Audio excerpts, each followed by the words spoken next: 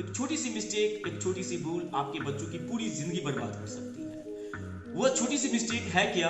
आज उस मिस्टेक के बारे में हम इस वीडियो में पूरी डिटेल्स में जानेंगे। आगे बढ़ने से पहले मैं आपको अपने बारे में बता दूं कि मेरा नाम सुजीत शर्मा है और आप देख रहे हैं इंडिया का नंबर 1 एजुकेशनल चैनल जिसका नाम है नॉलेज भट्टी। दोस्तों, यदि आपने हमारे चैनल को सब्सक्राइब कर लिया है तो आपको सहृदय धन्यवाद। यदि आपने सब्सक्राइब नहीं किया तो मैं आपसे रिक्वेस्ट करना चाहूंगा कि अभी नॉलेज भट्टी चैनल को सब्सक्राइब कर लीजिए और साथ ही साथ बेल आइकन प्रेस कर दीजिए। यूट्यूब चैनल के माध्यम से आपके बच्चों के अंदर वो पावर देना चाहता हूं, वो कॉन्फिडेंस देना चाहता हूं जो आपने कभी सपनों में भी नहीं सोचा होगा। दोस्तों, ग्रामीण स्तर पर यही तो हो रहा है। पेरेंट्स के पास ना सही इंफॉर्मेशन है, ना सही गाइडलाइंस है और इन्हीं गाइडलाइंस की कमी होने के कारण वो जैसे तैसे निर्णय ले लेते हैं और अपने बच्चों की जिंदगी बर्बाद कर देते हैं। और दोस्तों, मैंने अपने जिंदगी का एक मिशन बना लिया है कि मैं बिहार के अंदर हर एक घर में शिक्षा पहुंचाऊंगा और हर एक बच्चों की आत्मरक्षा करूंगा। मेरा ये फर्ज है, मेरा ये धर्म है, मेरा कर्तव्य है और मैं चाहता हूं कि आप हमारे इस मिशन में साथ दें। तो चलिए दोस्तों, हम बात कर लेते हैं उस मिस्टेक के बारे में। हर एक पेरेंट्स अपने बच्चों को स्कूल भेजने से पहले एक बार जरूर सोचता है कि उसको इंग्लिश मीडियम में पढ़ाए या हिंदी मीडियम में। दोस्तों, ये जो इंग्लिश मीडियम और हिंदी मीडियम का जो गेम है ना, ये बिहार के हर एक गांव में चल रहा है और गार्जियन के पास lack of information, lack of guidelines होने के कारण हो क्या रहा है कि वो अपने बच्चों की पूरी जिंदगी बर्बाद कर देते हैं बस एक छोटी सी डिसीजन कि हिंदी मीडियम में पढ़ाएं या इंग्लिश मीडियम में पढ़ाएं। किसी भी सिलेबस को समझने के लिए लैंग्वेज को जानना बहुत जरूरी है। मान लीजिए कि आप इंग्लिश और हिंदी बहुत अच्छा जानते हैं और मैं आपको एक सिलेबस दे दूं, वो भी फ्रेंच में, और मैं आपको कहूं ये पढ़कर समझो या मुझे समझाओ, क्या आप उसे समझ सकते हैं? बिल्कुल नहीं समझ सकते। क्यों? क्योंकि आपको फ्रेंच नहीं आती है। तो फ्रेंच में जो भी सिलेबस है तो उससे पहले आपको फ्रेंच समझना होगा, फ्रेंच लैंग्वेज सीखना पड़ेगा। दोस्तों, हम यहां पर एक एग्जाम्पल ले लेते हैं कि राहुल नाम का एक लड़का है, ठीक है, वह 6 साल का है। उनके पिताजी क्या करते हैं, राहुल को ले जाते हैं गवर्नमेंट स्कूल में और एडमिशन करवा देते हैं। हम यहां पर यह भी मान के चलते हैं कि जो राहुल के पिताजी हैं उनकी फाइनेंशियल स्थिति ठीक नहीं है, उनकी जो इनकम है बिल्कुल एवरेज है। अब राहुल रेगुलर बेसिस पे स्कूल जाने लगा है। 4 साल के बाद राहुल 5th क्लास में चला जाता है और उसके बाद होता क्या है कि राहुल के पिताजी की फाइनेंशियल स्थिति अच्छी हो जाती है। अब राहुल के पिताजी अपने आसपास में नजर दौड़ाते हैं और वह देखते हैं कि अरे, जो हमारे एवरेज के लोग हैं वो तो अपने बच्चों को पब्लिक स्कूल भेज रहे हैं और मैं अपने राहुल को सरकारी स्कूल में भेज रहा हूं।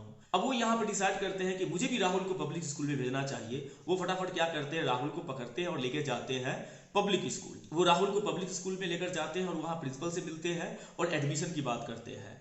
देखिए, कभी भी आप अपने बच्चों को एडमिशन के लिए पब्लिक स्कूल में जाएंगे तो वहां का जो एडमिन होता है वो कभी भी आपको मना नहीं करेगा कि एडमिशन यहाँ मत लीजिए, काफी ज्यादा एज हो चुका है, वो एडमिशन लेंगे। पब्लिक स्कूल का एडमिन आपको एक सजेशन देता है कि देखिए, आपका जो बच्चा है ना वो हिंदी मीडियम से इंग्लिश मीडियम में आया है और हमारा जो सीबीएसई बोर्ड का सिलेबस टफ है, उसे कुछ भी समझ में नहीं आएगा, तो हमें इसको ना थोड़ा सा क्लास बैक ले जाना पड़ेगा। और वहां पर आपको भी फील होगा कि मेरा बच्चा इंग्लिश में वीक है, इसे लैंग्वेज समझ में नहीं आएगा तो ये कैसे पढ़ेगा। और सिंपल सी बात है, अगर आपको लैंग्वेज समझ में नहीं आएगा तो आप उस कंटेंट को समझ नहीं सकते। तो यहाँ पे गार्जियन को सबसे बड़ा नुकसान होता है एज गैप का। जरा सोचिए कि वह 10th किस एज में करेगा। अब यहाँ पर हम मान के चलते हैं कि एक बच्चा पब्लिक स्कूल में 5th क्लास में पढ़ता है और उनके पिताजी का जो फाइनेंशियल कंडीशन है वो बिल्कुल खराब हो गया। अब वो स्विच करना चाहते हैं गवर्नमेंट स्कूल में। अब जरा सोचिए कि वो बच्चा कंटिन्यू यानी लगातार प्री नर्सरी से लेकर 5वीं क्लास तक इंग्लिश मीडियम में पढ़ा। अब वो स्विच करना चाहता है गवर्नमेंट स्कूल में, सरकारी स्कूल में, वो भी हिंदी मीडियम में। वहां भी उसे लैंग्वेज की प्रॉब्लम होगी, उसे भी सरकारी स्कूल में सजेस्ट किया जाएगा कि इसे क्लास ड्रॉप करना पड़ेगा। तो वहां भी उसका जो है एज गैप हो जाता है। दोस्तों, यहाँ पे पेरेंट्स का सबसे बड़ा नुकसान होता है बच्चों का एज का।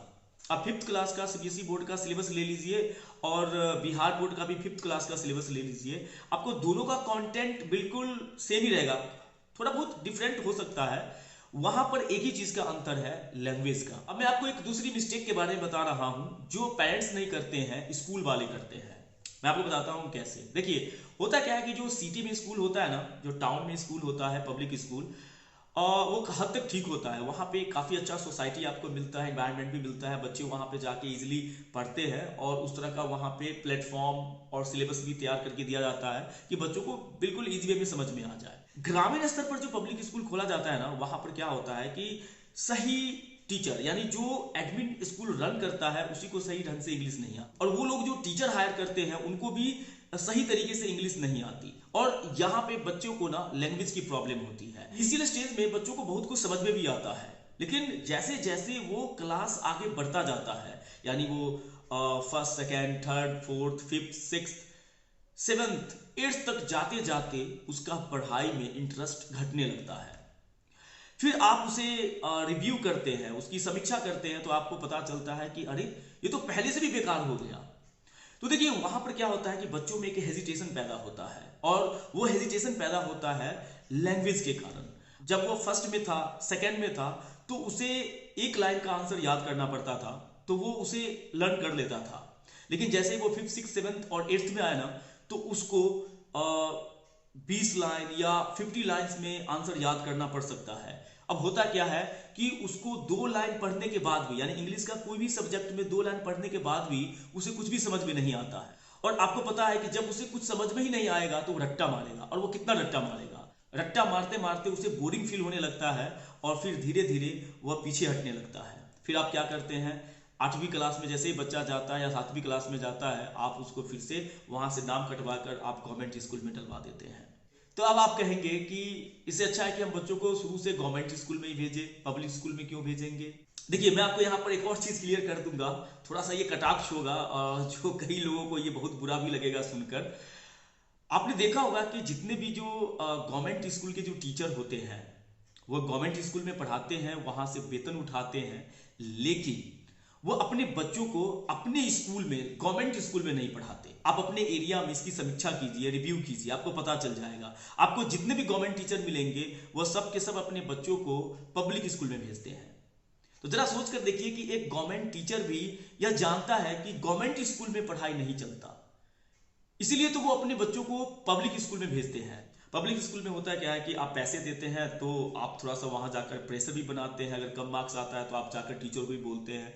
गांव में यहाँ पर मैं देखता हूँ कि गवर्नमेंट स्कूल से किसी को कोई लेना देना नहीं होता, एडमिशन बच्चे आ रहे हैं जा रहे हैं, गार्जियन को भी कोई मतलब नहीं है। वहां पे एडमिन को भी थोड़ा प्रेशर रहता है पब्लिक स्कूल में कि हम पैसे लेते हैं, तो थोड़ा सा वहां पे आपको उस तरह का एनवायरनमेंट मिल जाता है। दोस्तों ये जो इंग्लिश मीडियम और हिंदी मीडियम का जो सवाल है उसका सटीक आंसर यह है कि यदि आपने अपने बच्चों को शुरू से ही स्टार्टिंग से ही हिंदी मीडियम में डाल दिया है तो उसे आप हिंदी मीडियम में ही चलने दीजिए। यदि आपने स्टार्टिंग से अपने बच्चों को इंग्लिश मीडियम में डाल दिया है तो उसे इंग्लिश मीडियम में ही चलने दीजिए। उसे कभी क्रॉस मत कीजिए, उसे कभी स्विच मत कीजिए कि वो 5वीं क्लास में गया है, 2-3 साल गवर्नमेंट स्कूल में पढ़ लिया तो उसे आप स्विच कर रहे हैं इंग्लिश मीडियम में, या इंग्लिश मीडियम में 2-4 साल पढ़ लिया तो उसके बाद आप हिंदी मीडियम में कर रहे हैं। और यहाँ पर तो गार्जियन एक और बहुत बड़ा मिस्टेक करते हैं कि वो पब्लिक स्कूल में भी एडमिशन करवा लेते हैं और साथ साथ गवर्नमेंट स्कूल में भी एडमिशन करवाते हैं। दोस्तों यदि आपके मन में कोई सवाल है तो आप मुझे कमेंट करके बता सकते हैं और साथ साथ ईमेल भी कर सकते हैं। दोस्तों आपको वीडियो कैसी लगी यह आप कमेंट करके बताइएगा। वीडियो देखने के लिए बहुत बहुत धन्यवाद।